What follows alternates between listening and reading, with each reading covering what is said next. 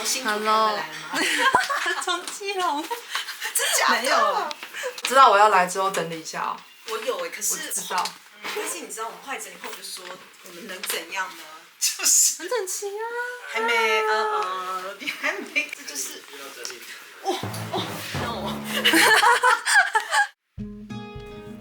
我今天来到北方牧人，北方牧人是唐青跟阿尼夫妻档一起建立的品牌。然后他们一开始呢是跟藏区的阿姨合作一些羊毛毡的商品。那后来他们夫妻俩也开始接触到手织这一块，就开发了牦牛跟羊毛的手捻线等等的。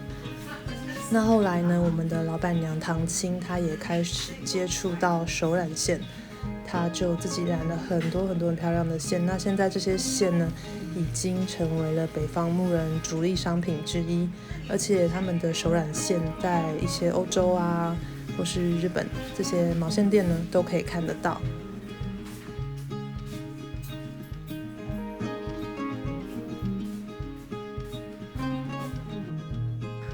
我每次来到北方牧人都会不小心待了好几个小时，因为很喜欢跟唐青 April 聊天，然后也很喜欢看阿尼的作品。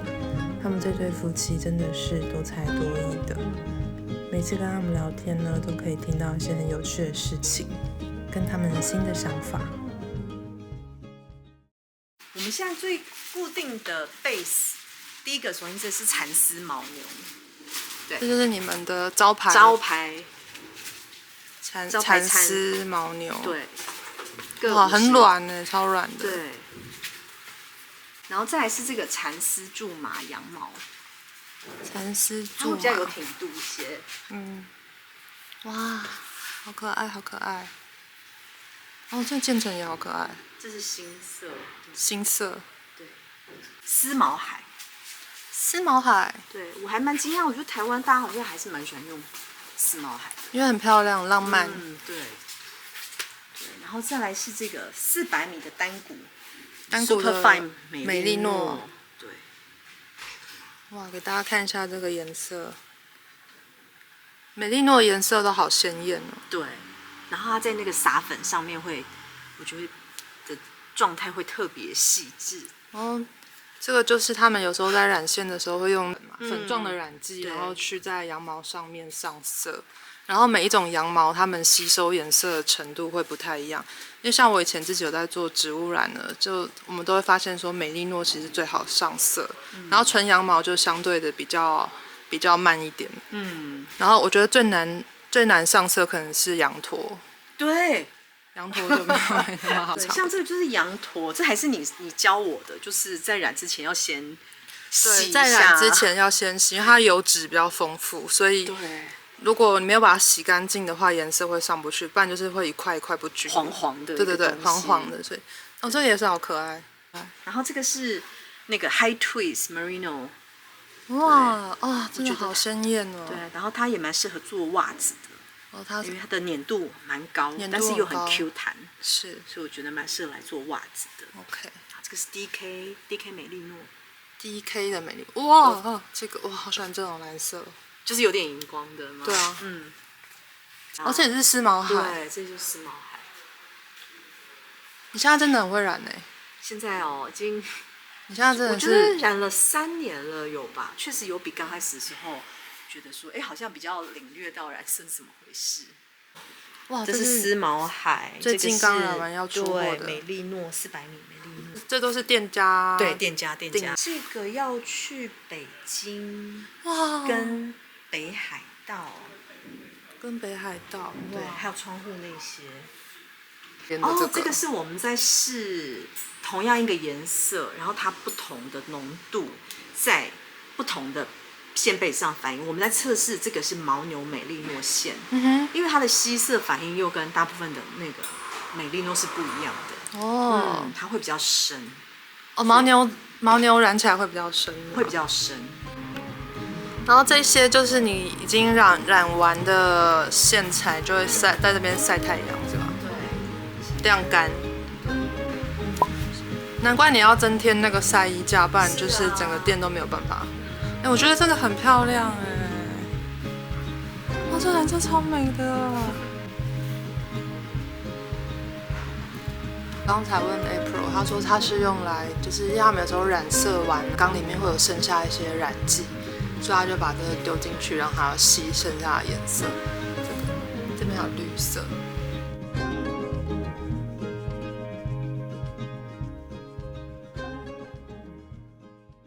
因为那时候疫情的关系，我们就发现以前我们每年都会去藏区的工坊，然后去设计新产品，然后跟他们一起合作。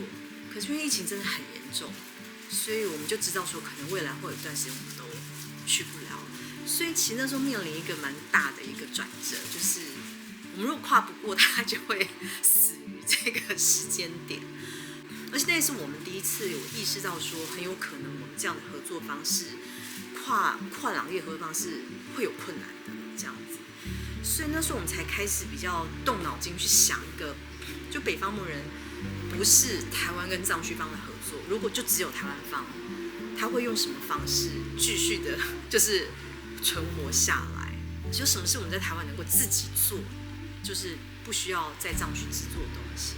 然后刚好那个时候我就是也注意到手染线这个产品，对，然后所以一开始我的想法比较单纯，是我觉得好，那我就来研究看看，然后我在家里厨房试做看看。就那时候疫情其实对我们的品牌打击是很大的，然后心思上也都是觉得说可能快死了吧，然后是在这个时间点。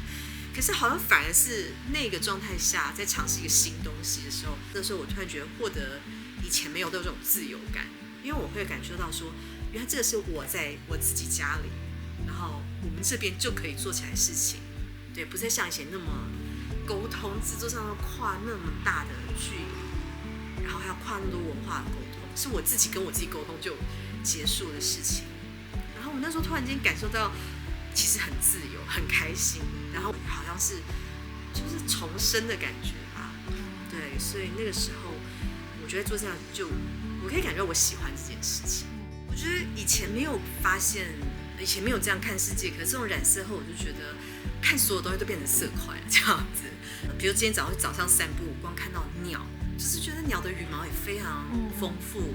然后染色的时候，后来发现就说它其实是一条颜色，可是你要上几种颜色在上面，可能是它的对比啊，然后可能是它平衡这件事，就是比如说这个人他怎么配衣服，或这块布料上它有几种颜色，它的对比是什么，它的平衡是怎么样这样子。然后当然还有包括藏区的照片，我觉得那个时候对我来说也是蛮大的灵感，因为后来不再能去藏区那段时间，我其实还蛮常回顾那边的风景，跟那边的寺庙，跟那边人的穿着。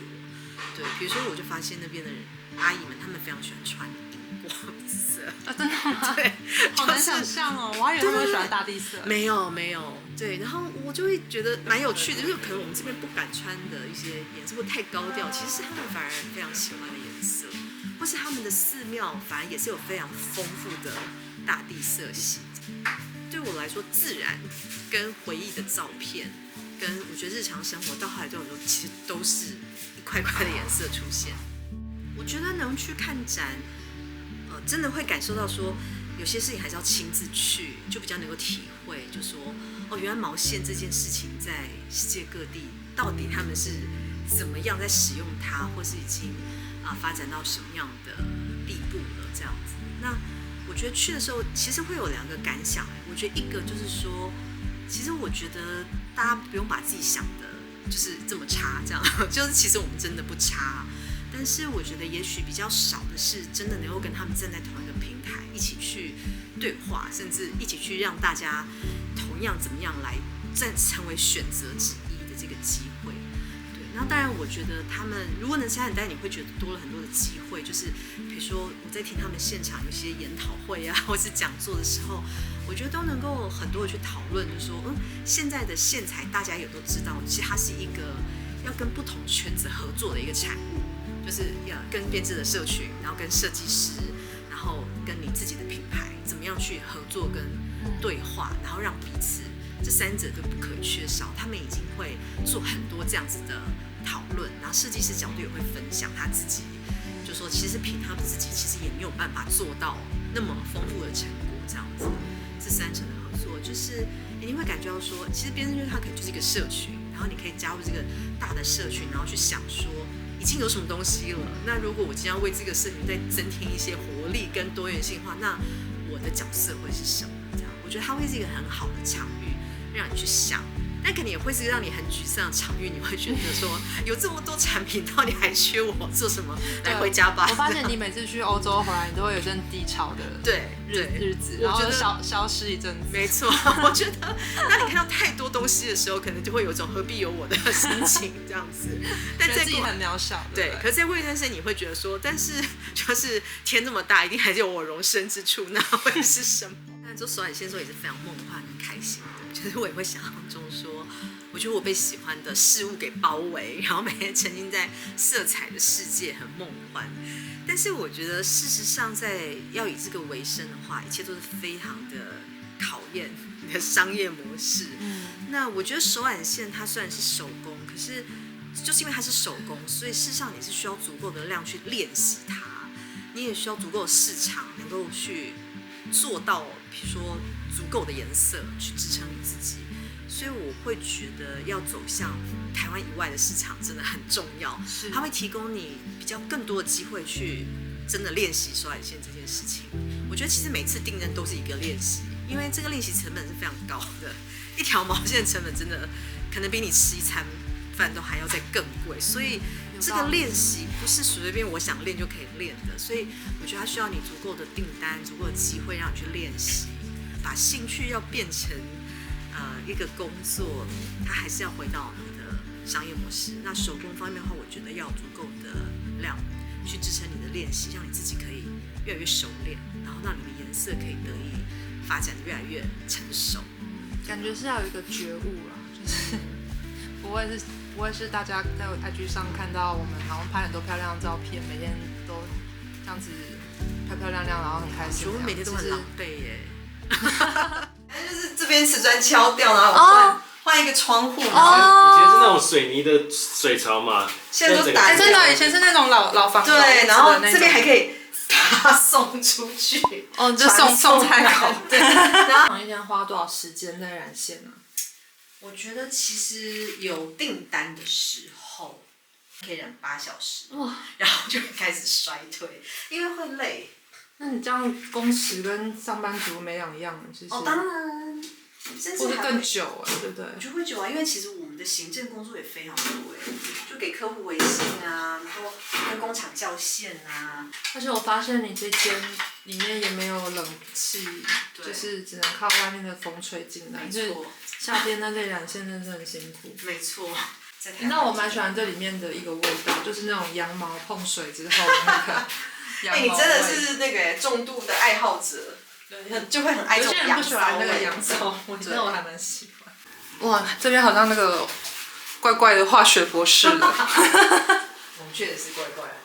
这个就是我们会配出来一些我们自己的颜色的染粉。哇，这是你的特别的配方，这样子。对，然后这边的话是我们已经有做出一些容易的，可能我们在试的颜色或最近在染的一些颜色，要从粉还原到染液。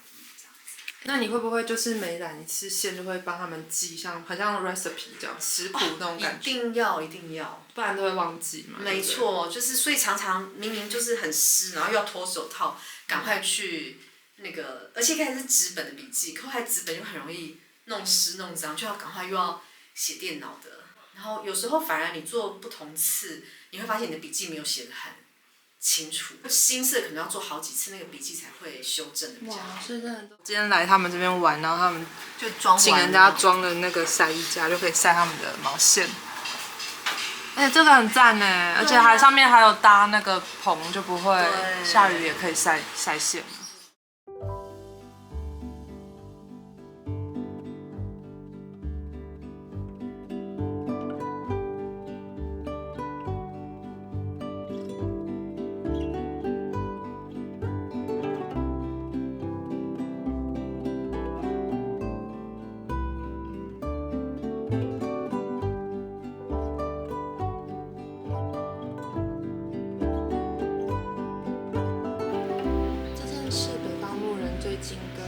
设计师 Ellie 一起合作的材料包，然后它这边是一个渐层色的蚕丝做的羊毛线，它是一个非常漂亮的绿色渐层，从很浅很浅的到比较深的绿色，然后他们就是可以做成像这样子一件外套。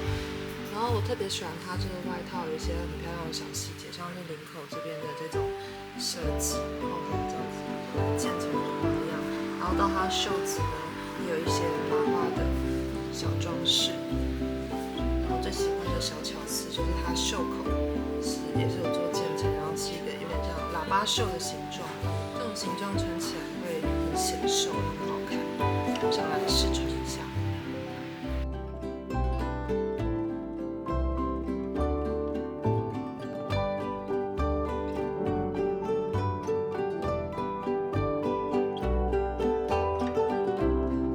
北方牧人会不定期的跟设计师们合作各式各样的材料包，像年初冬天的时候呢，我就有看到这件他们和 Emis 合作的披肩，也很漂亮。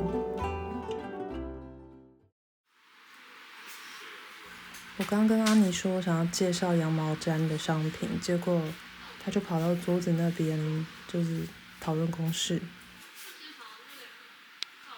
你就假装我是4级客人啊，老板你们都卖什么啊？笑什么场？糟糕了，我想一下，这是我们那个藏区工坊的那些藏族阿姨做的，他们在那边做牦牛绒啊、羊毛的这些毛毡的帽子啊，跟其他的毛毡的东西。那是你教他们做吗？还是他们本来就会做，你去跟他们买？他们本来就会做毛毡，但是其实是我们后来还是会再帮他们讲一些细节啊，就是做成一些我们设计的一些东西。老板阿妮也是一个非常有才华的人，他本来是读园艺系的，可是他又学了木工，还会裁缝，还会打板，还会羊毛毡，甚至所有北方牧人的平面制作跟摄影都是由阿妮负责的。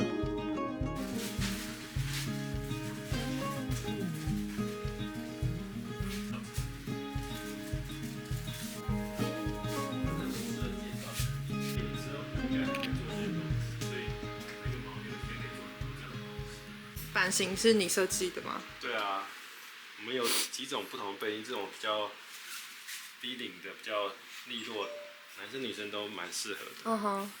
也有比较圆弧领的，这个当然。然后这些也都是毛毡。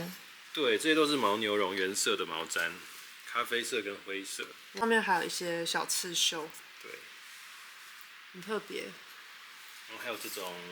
很酷，这个是什么材质啊？这个是释染布的其中一面，但是里面呢其实也是牦牛绒毡。哇，所以是双面吗？对，两面都可以穿的。它外面这一层是什么样的布？这个是柿子染的，柿子皮染的，棉布吗？对，棉布。然后里面有一层牦牛绒。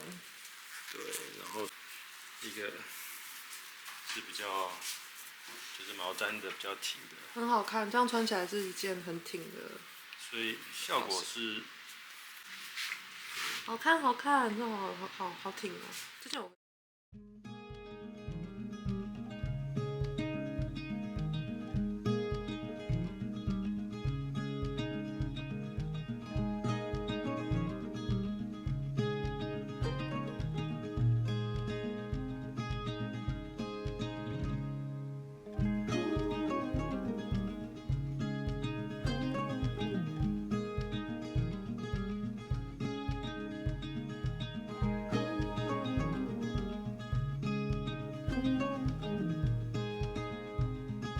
今天的拜访来到尾声了，不知道你们是不是跟我一样很喜欢今天看到这些漂亮的作品？